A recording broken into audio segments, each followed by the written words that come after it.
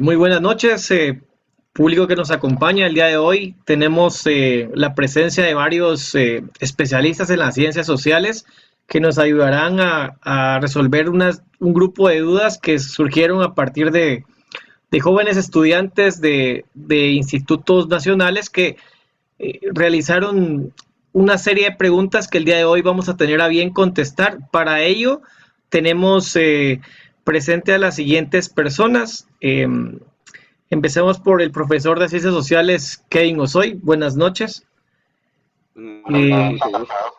la psicóloga social Elena Araujo. Buenas noches. Mucho gusto. El licenciado en la enseñanza de la historia, Mario Pineda. Buenas noches. Buenas noches. La profesora en antropología, Cindy acá. Buenas noches. Buenas noches. Y por último, y no menos importante, el analista en temas de la colonia, Julio Castillo. Es un gusto compartir con ustedes. Tengan buena noche.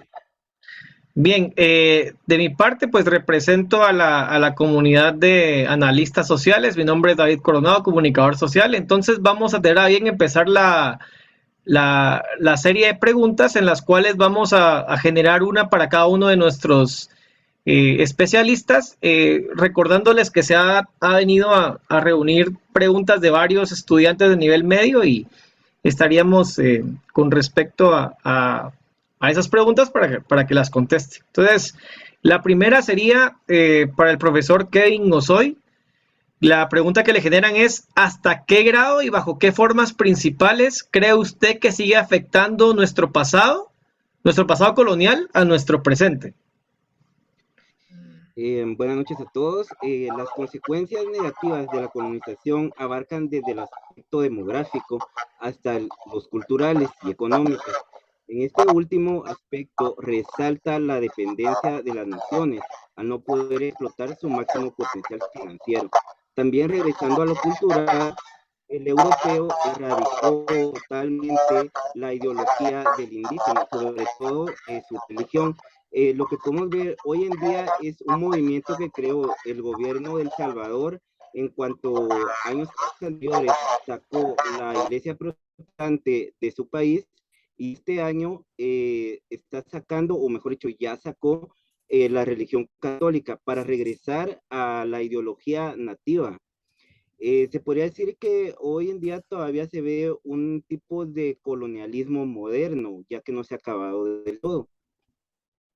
Solamente. Muchas gracias, profesor. Excelente forma de responder. Muy bien, la siguiente pregunta va enfocada a la parte psicológica, para eso se la vamos a hacer a la psicóloga social. Y la pregunta es, ¿cuál podría ser la psique formada en las clases sociales durante la colonia? Muy amables, gracias por el espacio. Pues tenemos que partir de cómo realmente los españoles describieron a las comunidades indígenas, en generalizar en que esta gente, ¿sí? Fue dócil, fue conformista, fueron vagos y envidiosos y al final se les consideró solamente una carga laboral, haciéndolos con mecanismos de negación del otro. Por eso es que nos preguntamos, ¿realmente fueron así? No tenemos otra información más de la que los documentos españoles, que posiblemente tenemos gracias un gran porcentaje que estos a su vez están sesgados.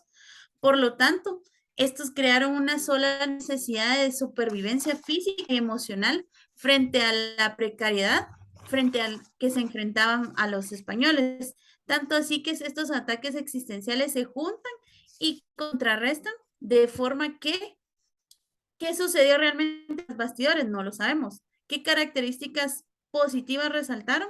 Podemos decir que únicamente la resistencia y la resiliencia de los propios pueblos indígenas frente a un grupo dominante. Entonces, debemos resaltar lo positivo y lo negativo. Gracias. Muchas gracias, muy completo el informe. La siguiente es, ¿sigue habiendo división de clases como lo describe la patria del criollo en la época colonial? Creo que esta sería conveniente para el licenciado Mario Pineda. Muchas gracias, muy amable por el espacio. Sí, a mi punto de vista, sí, se sigue manteniendo esa división, no solo de clases sociales, sino que también como lo describe la Patria del Croyo, que existe el indio rico y el indio pobre, porque si se dan cuenta, ahora en día seguimos teniendo esa división que se mantenía en la Patria del Croyo en la época colonial. Podríamos dar el ejemplo que el indio rico son los mercaderes, los que mercadean el producto de las cosechas de los pueblos originarios, los indígenas, y los indios pobres son aquellos que siembran y cosechan y que venden su producto a un muy bajo precio.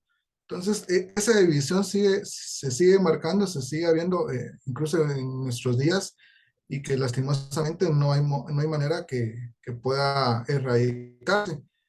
Y si se dan cuenta, es entre la misma población que se está haciendo, ¿verdad? Gracias. Muchas gracias, licenciado. La siguiente pregunta, ¿cómo fue desarrollándose el mestizaje y las capas medias en la colonia? Eh, Licenciada Cindy, ¿usted nos podría responder a esa pregunta? Muy bien, gracias. La colonia fue desarrollándose una compleja gama de capas sociales por la convivencia y el mestizaje, ¿verdad? Ya que se da un encuentro biológico y cultural entre españoles y los indígenas, ¿verdad? Entre estas etnias y pueblos al mezclarse, ¿verdad? Se derivan y surgen más pueblos.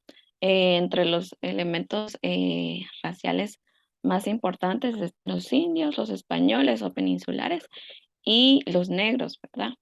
De estos grupos sociales nacieron los criollos, los mulatos, los zambos y los mestizos. Ahora, a las capas medias, no así, porque formaron una gran parte de la población, ¿verdad?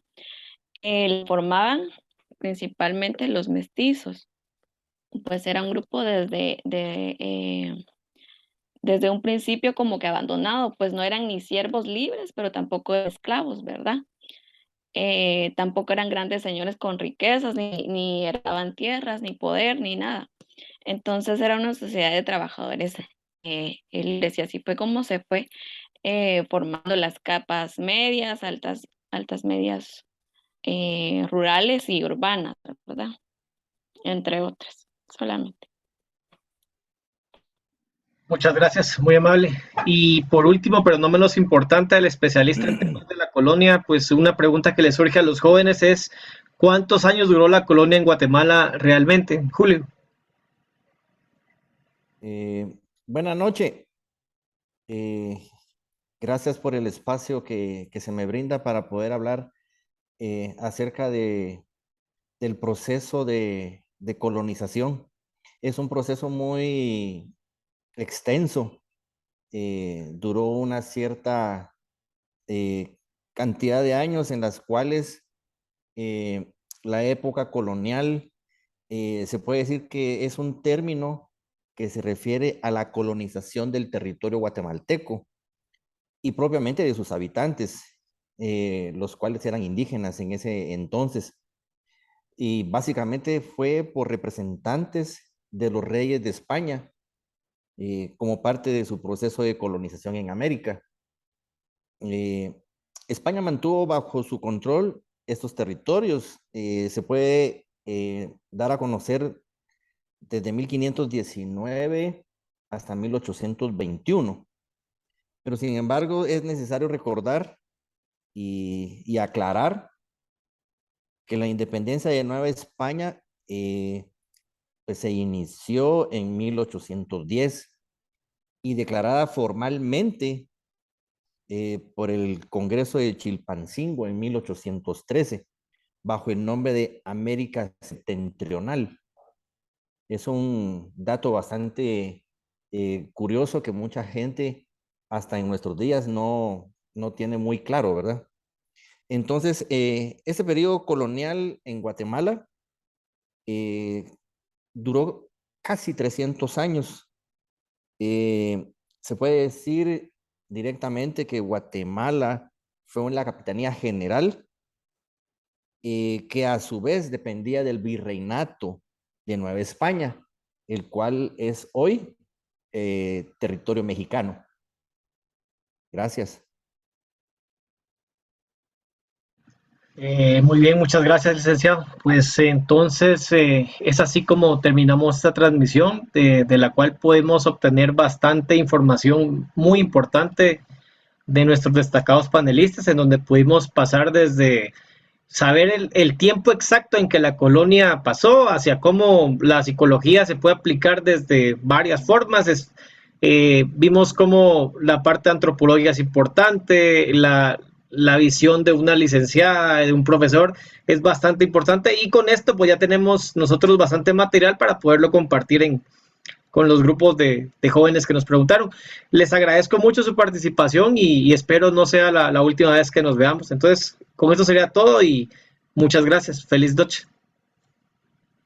Feliz noche, gracias. Gracias, tengan buena noche. Gracias, feliz noche.